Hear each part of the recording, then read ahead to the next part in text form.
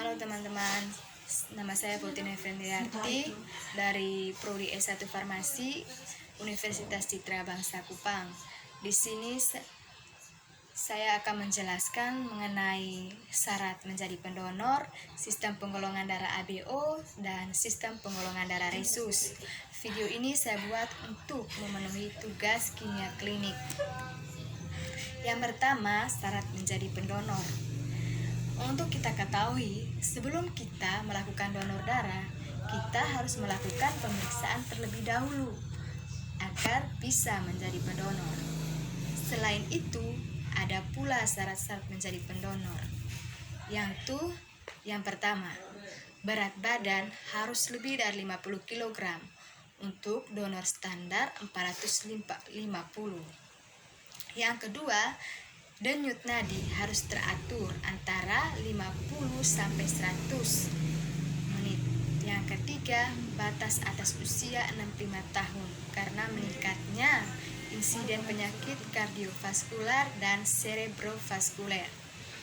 Yang berikut, usia minimal 18 tahun karena pertimbangan kebutuhan zat besi yang tinggi pada alkil balik. Yang terakhir, suhu badan tidak boleh melebihi 37,5 derajat. Pemeriksaan sebelum transfusi darah ada dua, yaitu blood screening dan hemoglobin. Blood screening atau pemeriksaan uji saring darah itu untuk memastikan jika darah yang didapatkan dari pendonor itu benar-benar aman.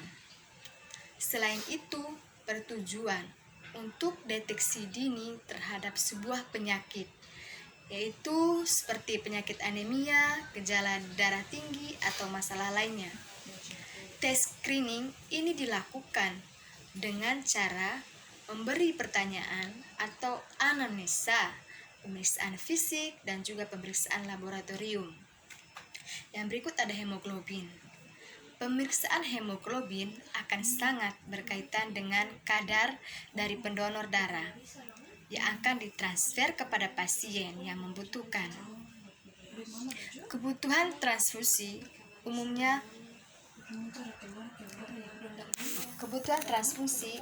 terjadi karena kadar Hb pasien itu rendah.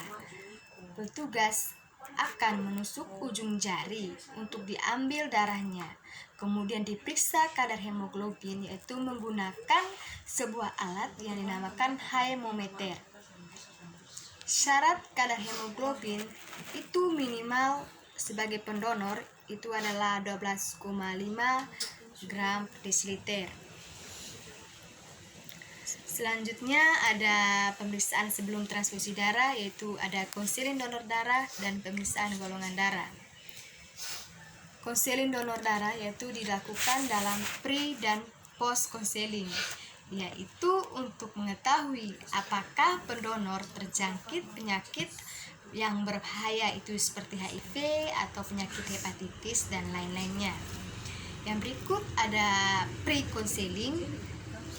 Pendonor darah akan diberi penjelasan yang tepat sekaligus mendapatkan persetujuan dari pendonor lewat lembaran informasi.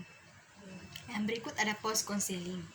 Sesudah hasil pemeriksaan darah dan pendonor itu dinyatakan positif, maka pihak yang bersangkutan akan dipanggil lewat pos.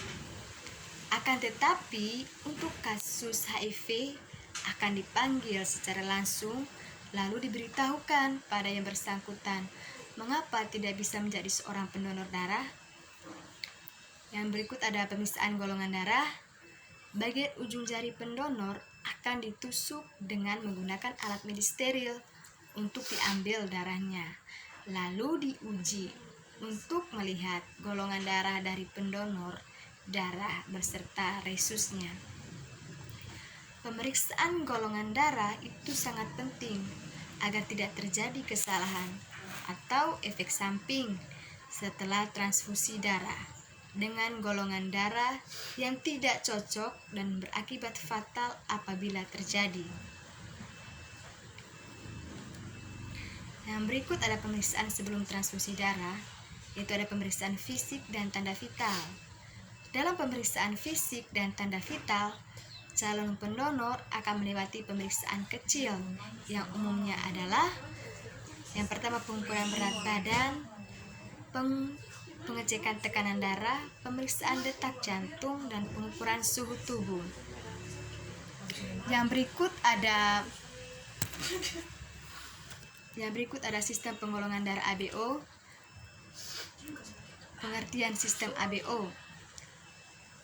Karl Landsteiner, seorang ilmuwan Austria yang mengemukakan bahwa sistem ABO merupakan antigen yang sangat penting untuk transfusi darah dan menemukan 3 dari 4 golongan darah dalam sistem ABO pada tahun 1900 dengan cara memeriksa golongan darah beberapa teman sekerjanya.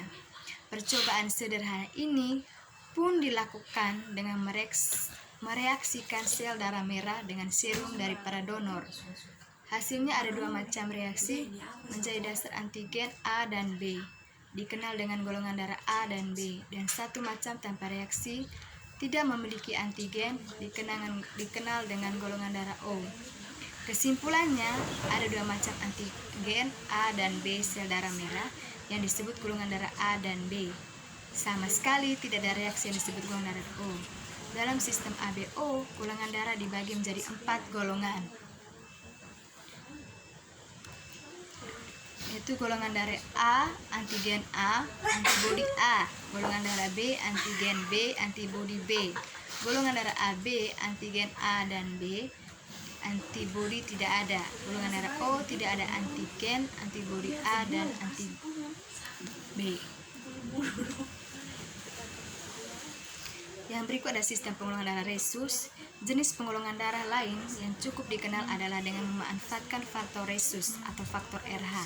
Nama ini diperoleh dari monyet jenis rhesus yang diketahui memiliki faktor ini pada tahun 1940 oleh Karl Landsteiner. Seorang yang tidak memiliki faktor RH di permukaan sel darah merahnya memiliki golongan darah RH.